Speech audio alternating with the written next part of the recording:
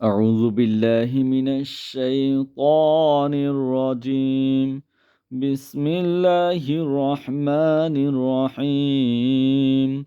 إن أحسنتم أحسنتم لأنفسكم وإن أسأتم فلها فإذا جاء وعد الآخرة ليسوءوا وجوهكم وليدخلوا المسجد كما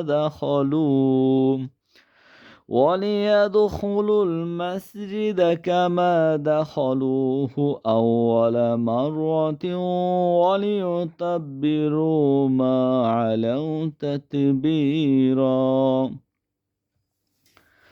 তোমরা সৎকর্ম করলে সৎকর্ম নিজেদের জন্যই করবে, মন্দ কর্ম করলেও তাও নিজেদের জন্য।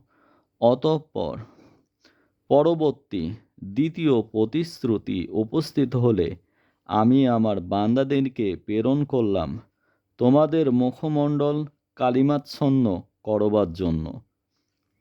প্রথমবার তারা যেভাবে মসজিদে প্রবেশ করেছিল পুনরায় সেইভাবেই তাতে প্রবেশ করবার জন্য তারা যা অধিকার করেছিল তা সম্পূর্ণভাবে ধ্বংস করবার জন্য।